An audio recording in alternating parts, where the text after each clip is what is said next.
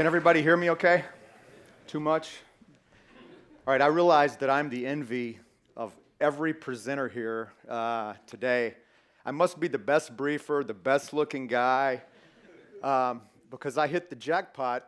I obviously have the loveliest cadet host, so no offense, guys. Before we started, I said, hey, I was whispering to Aiden, and I said, how do you use the, how do I advance my slides and that sort of thing? And maybe she didn't teach me well enough, but okay.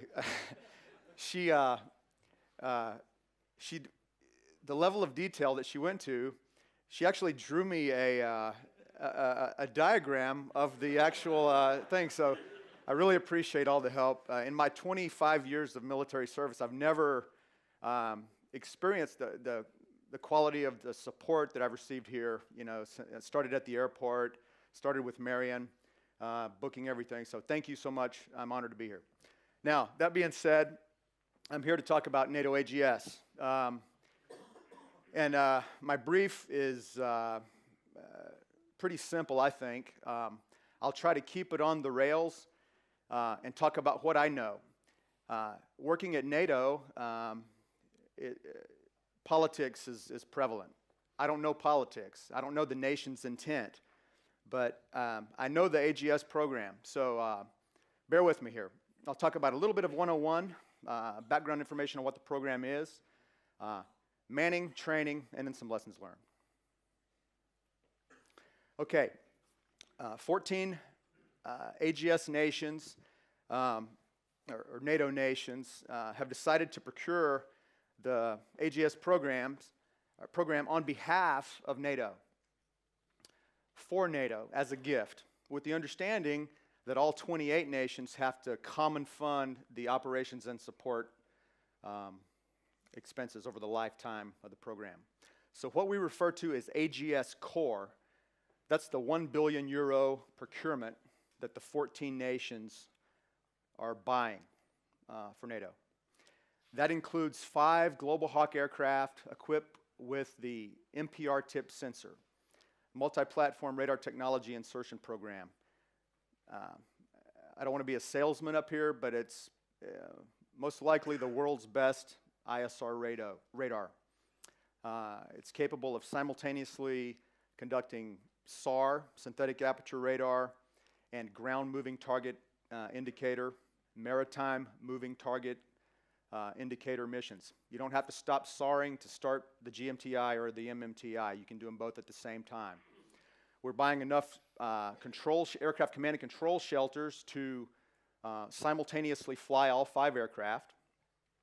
All of the facilities required to do everything we need to do at the main operating base at Sigonella, Italy, will also be procured as part of the core. And then we're also, the bottom 2 pieces of information here, we're procuring a mobile exploitation capability for processing, exploiting, and disseminating data. We can do the majority of that at home at Sigonella, but we can also deploy these shelters worldwide and help the supported commander with real-time, near real-time information. That's the AGS core. And look at me and look at me good. Listen to me and listen to me good. This is more than an aircraft. The next chart, I'll hopefully do a good job with this chart. This is my most important chart that I always brief for AGS. Big AGS is more than the core, because this is going to give NATO a capability that is unlike any other. Because the equipment is capable of ingesting data other than Global Hawk data. If all 5 aircraft are parked on the ramp at Sigonella, and there's a Predator, a Reaper, a Heron TP, a Harfang, J-Stars, you name it, national assets that are STANAG compliant, the equipment is capable of ingesting that data. As long as we do a good job of training our analysts, that are sitting in the seat at Sigonella or in those mobile exploitation shelters, this system is still working for NATO even when the Global Hawks are parked. That's huge, okay? Now, don't ask me to talk about the nation's intent to allow their national assets to participate in this. That's a completely different argument. But from a contractual perspective, the equipment will be able to ingest the data, which makes it a great capability. We're also going to create a permanent training pipeline at Sigonella. Almost 100 students per year can be trained in various ISR specialties, from flying the Global Hawk to being a sensor operator, to being an imagery analyst, a surveillance operator, surveillance controller, a comm technician, a maintenance officer, a logistics specialist, you name it, we are going to train them. This is an end-to-end program that we're putting at Sigonella for NATO. It's not like the U.S. Air Force Global Hawk program at Sigonella, which I was lucky enough to be the commander of. We established that unit. All we did was launch and recover, provide a little security, and fix the aircraft. The mission was flown back at Beale.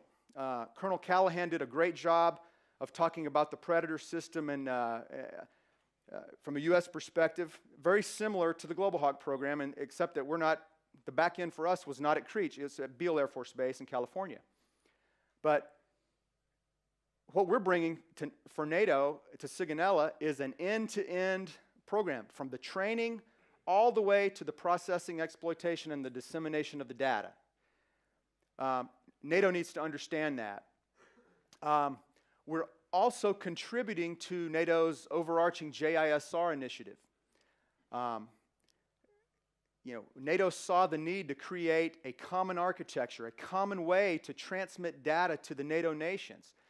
Lessons learned from Operations Unified Protector, Odyssey Dawn, both in Libya there.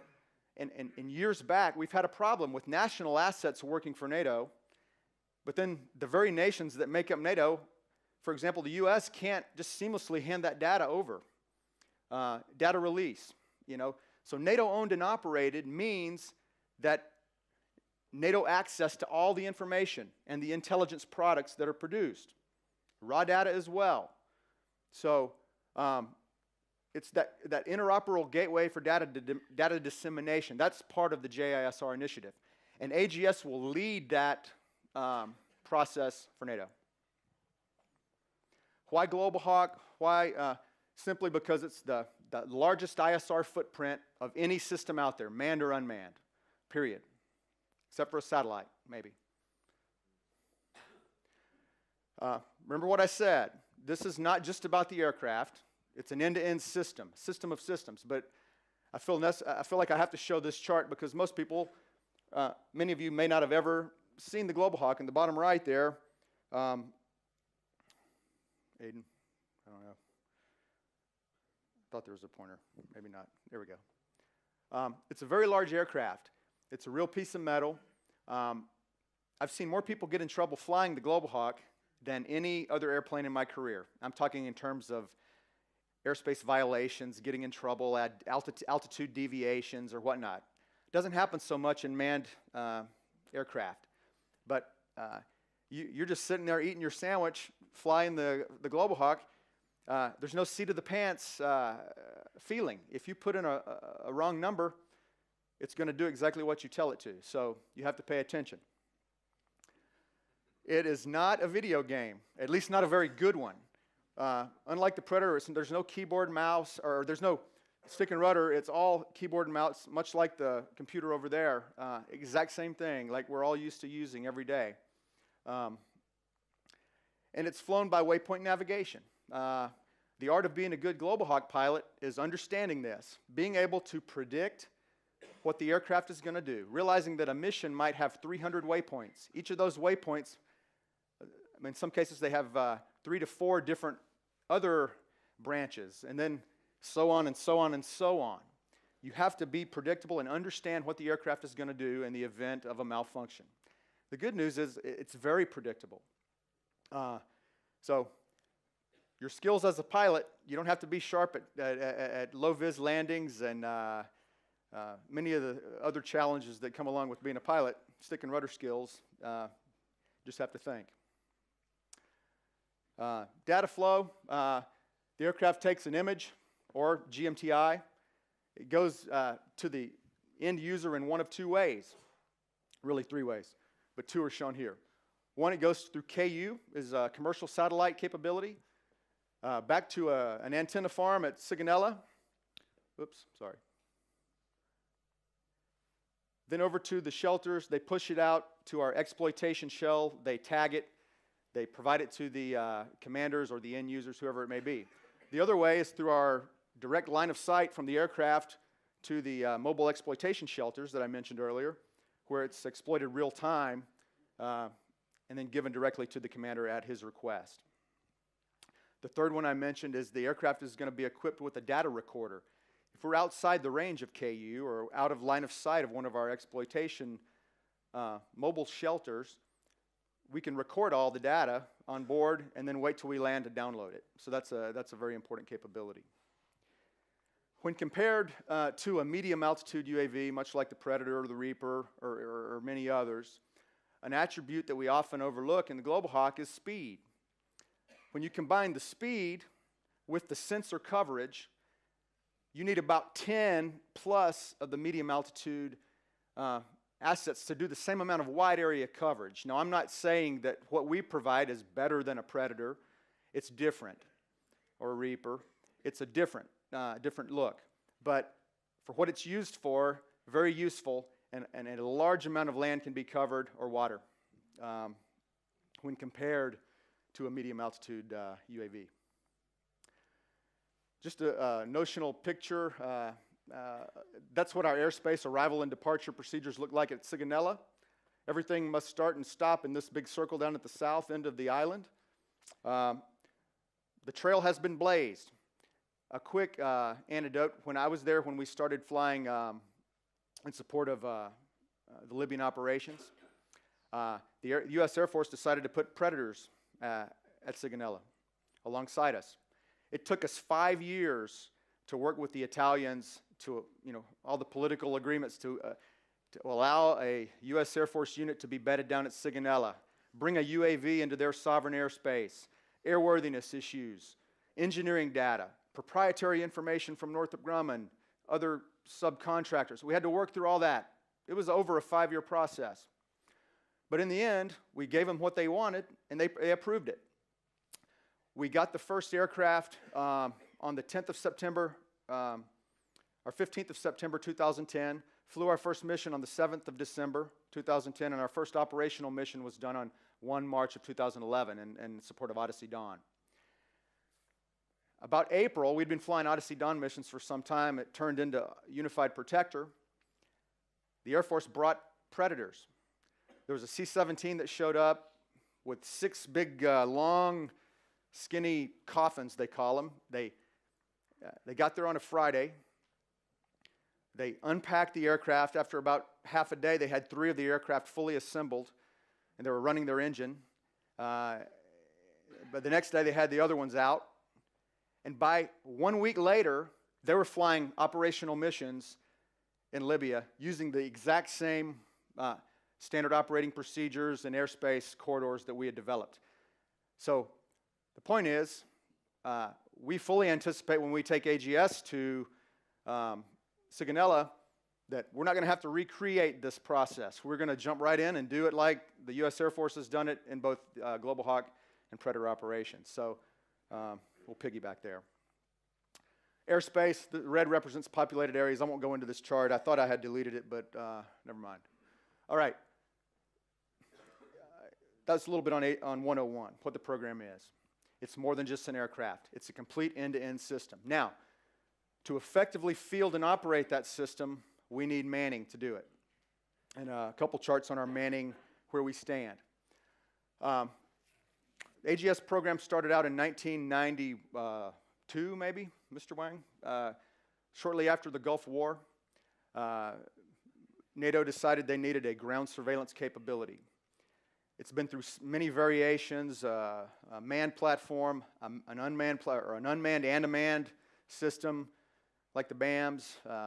And back in 2007, they decided to zero in on an unmanned aircraft, which they decided on the Global Hawk. Early projections as late as, 2009, I saw 850 people on the manpower document, what they were looking at. When they submitted the initial capability package in May of 2011, it had 632 people on it. And now we've been capped at 600. That's to do everything. Everything, from the wrench turners to the orderly room to the pilots, everything, 600 people. So we've been in constant drawdown mode, and we haven't even gotten started yet on the political side. But see, the nations, in addition to the common funding, the manpower required to go and support the system is out of hide. They have to send bodies in addition to money. So that's a tough one sometimes to swallow, but it's a reality. If we're going to spend 3 billion euros over the next 25 to 26 years on the program, we should man it properly. We should be able to train those personnel in order to get to squeeze all the juice out of the piece of fruit. We've got to maximize the system. Why skimp on the bodies if we're going to pay that kind of money to develop the system? So anyway, 600 people. And we feel very good about the 600 number. We have refined the 632. We have a good, clean organizational structure. We're in the process of the NATO manning folks. They're called NDMAA, an agency in Brussels. They have our initial org structure, and we've already started the process of getting the numbers approved. By hopefully the end of this calendar year, the last step in the process is when the nations come together and they do a manpower conference, and they put flags by each of those 600 positions. The U.S. wants this one, this one, and this one, and this one. Italy wants to be the commander. They'll argue over those positions. They'll be give and take and compromise, and in the end, we'll have an approved PE, or peacetime establishment. That's a requirement. Why are we doing this if we don't man it properly? Functional breakout by task, large groups. ISR obviously is the largest bar there, right? 183 people. Those include our imagery analysts, surveillance operators and controllers, and intelligence officers. Why is that so large? I've got an AGS patch I'll give anyone that can answer that question. Okay. The bottom line is it's the only one that we've kept manned at using the NATO manning model of 5-to-1. For a 24/7 operation, you're supposed to man each position at a 5-to-1 manning ratio. And remember what I said, when all 5 Global Hawks are parked, these guys are still working. They're on task 24/7 if we're conducting operations or training. They're available to ingest data from a Predator or Reaper, all those other assets I mentioned. All the other assets, due to the drawdown I mentioned, we've had to make sacrifices. Some of these were only 2-to-1. Some maintenance positions are single deep, but those are the sacrifices that we had to make. Again, still not approved, but hopefully by the end of this year, we'll get that done. Now, what's the reality? If we get all 600 that we're asking for, we ain't going to get all of those people that actually show up to Sigonella. What unit is 100% manned? I know they're not in the U.S., maybe in Norway and some other nations, but I used 87% here. Typically 80, 85% is a good number. NATO AWACS is manned at 87% right now. They've been around for 30 years. They know what they're doing, but they're still manned at 87%. So what does that mean for us? If we get 87% of our 600, then we're already operating at a deficit, and we're going to have to be smart about that. There's operational impacts of that. We've already done the analysis. I'm not going to get into it here today, but so you can see, we're still going to be probably in further drawdown mode. Okay, a little bit on training. And although the program says this is what the majority of my briefing is going to be about, I want to spend some time and show you. The people that are coming to AGS as part of the 600 are going to be broken up into 3 distinct groups. And that's because of the procurement contract that was signed back in May of the previous year, May of 2012 in Chicago. Northrop Grumman and their subcontractors are going to provide training to our test team, the initial group of operators that show up to become experts on the systems and take it all the way through the operational test and evaluation phase. 40 or 50 folks. We're still finalizing that number with Northrop Grumman right now. And also for the initial cadre. That group is the second group to arrive, but the first to be trained at Sigonella. Around 200 people is what we're thinking. Northrop is going to, and their subs, are going to provide 1 year of training for all those people. But the lifeblood of the program will be the pipeline personnel, the normal military 3-year rotations that show up and rotate in and out. By the time we go to full operational capability in about the last quarter of 18, we need to be able to train ourselves. We need to grow enough expertise and instructors to take that training burden on, and we have to seamlessly match up with what the procurement contract training provides and then what we're ready to start teaching. We can't afford to have a gap there. To do that, though, we already have some issues. The infrastructure, the facilities that are being built at Sigonella, all brand new, dedicated to AGS, but the time when those facilities need to be ready has to match up with our timeline for training, aircraft delivery, or else IOC and FOC are going to be in jeopardy. So the other thing, we've had to constantly justify the 600 number, starting with my own leadership. We go brief some of our generals, hey, 600 people, here's why, this is what they're going to do. Oh, that's too many. That's too many. I'm like, the nations are never going to send that many people. That's too many.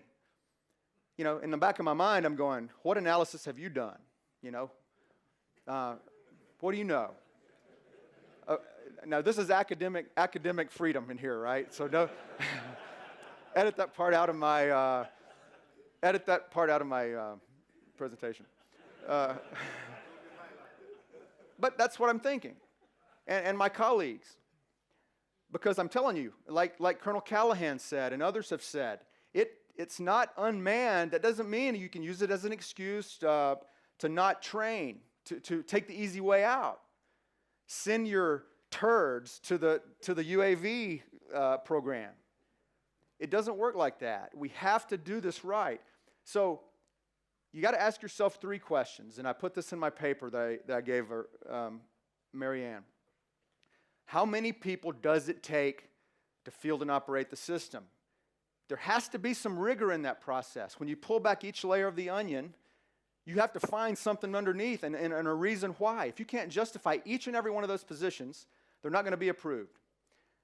So that's the first question. That's the right question. And we feel like we've answered that. But another question is, will the nation send those people?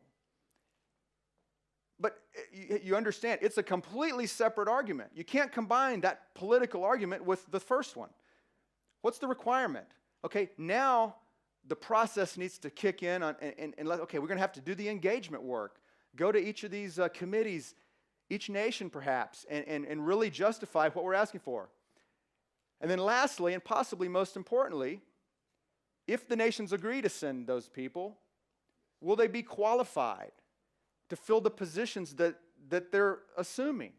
And let me tell you, has anyone ever worked for NATO here? Can you vouch that all the people are not qualified to do their jobs when they arrive? I'm not bagging on anybody, but that's just the way it is. In my own office, we've got people, they mean well, they're great guys and girls, they work hard, but they're not qualified to do the jobs. So we have to get this right in order, or else we're wasting the 3 billion euro. Let's don't just go part of the way.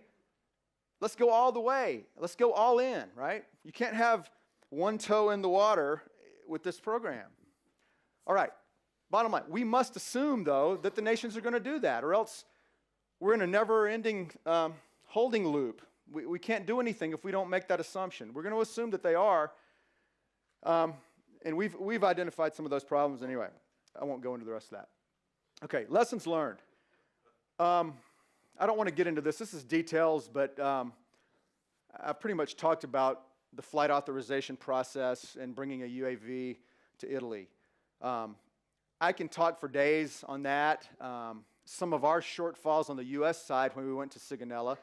So catch me in the hall if you've got questions on that. I'll be glad to talk to it. I don't want to waste more time talking about this, but I'll leave you with this point. Our number one shortfall on the U.S. side with Global Hawks at Sigonella was a lack of spare parts. And with competing trades and things that the procuring agency had to take into account, we're spending not nearly as much as the U.S. is on a per aircraft basis. I'll just leave it at that. So who are we in NATO to think that that's going to be sufficient if the U.S. is hurting on spare parts? Not to pat the U.S. on the back, but they've done this for a while. They know how to do it, and they're still struggling with this. If we don't find a way to fill some of those shortfalls, lack of proper spare parts, a logistics trail, then again, the risk just goes dramatically higher. Okay. All right. Can anyone recite these 61 different things? I'll skip over that one, and I'll stop here. The last point I'll leave you with is that I was fortunate enough, I had a job working at the Air Force Research Lab in Dayton, Ohio, back about from 2003 to 2006. I was nothing but a pilot and never done any job like that, so I was searching for focus. You know, how do I do my job? What am I doing here? And so I finally got myself oriented and on the right direction, and we took on a series of workshops and studies to look ahead to about the year 2020 to 2025 and say, what do we need to be doing out there at that time based on our projected force structure from a joint perspective, not just U.S. Air Force, Navy, Army, Air Force, Coast Guard, space, everything. What do we need to be doing in the 2025 time frame? And let's put some scaling to that. And what aren't we going to be able to do well? You know, therefore, and that would help us figure out how to spend our research and development dollars better. And what we came up with was a series of scenario-based studies where we brought in operational experts, leaders from across the Air Force over the course of about 2 years.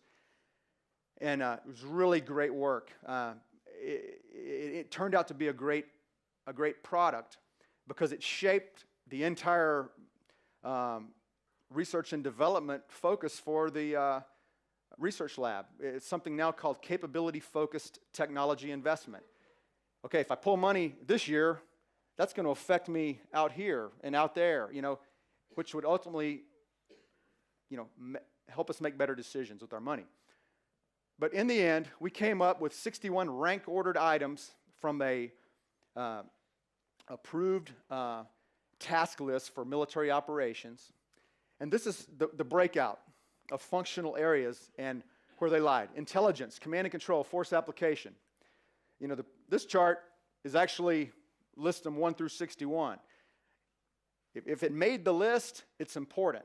So you can't diminish what's down here just because it's down here. It's very important. But in relation to 3 different scenarios, an anti-access, near-peer, where you have to go in. You don't own the airspace. You have to operate in an area where you might get blown out of the water. You might every predator might get shot down in the first day. The other scenario was an urban operation, a little bit different focus. And then at the time, of course, we were in the GWAT, Global War on Terror, the insurgency. And then we put them all together, took a weighted average, and there they are. But I'll skip to this one. These are the top 10 focus areas. We called them BHAGs, big hairy-ass gorillas. Yeah. And I didn't even come up with that. That was someone else. But you can see these aren't force application areas. These aren't things. This is 10 years ago, guys, by the way. You know, obviously, with different force structures, budget crisis, things kicking in, this needs to be done again. And maybe it is being done again now. I don't know. But back then, look what's at the top. Predictive battle space awareness, being able to anticipate, make our platform smarter. You know, why did the guy shoot the gun on the street? You know, somebody said in their brief yesterday. Process and exploit information. Has that changed? Analyze and produce information. You know, deny and defeat subverting threats. Exchange precise information at the right place at the right time. These are intel things. You know, the bottom line, read the last thing. Our implementation challenges, realizing that it's not just about a Global Hawk aircraft, it's the whole thing we have to do to make this work for NATO. It's not just flying Global Hawks around, turn left, turn right, climb, descend. That's easy. Cadets at our Air Force Academy do that. It's easy. You know, not to piggyback on what Colonel Callahan said, maybe that's why they sent the not-so-high achievers in the early days of these programs in the U.S. I don't know. I'm not a politician, but it ain't hard to turn left and turn right. It's hard to do these things to make the system what it was meant to be and squeeze all the fruit out of it or all the juice out of it. So in my mind, these haven't changed really based on what I've seen in my time in NATO, my time in Italy doing the Global Hawk, my time at Beale. It's not about the aircraft. It's about the back end and being able to do all this other stuff. So anyway, anybody wants to talk about Global Hawk, AGS, I'll be more than happy to make myself available. It's a pleasure. Thank you.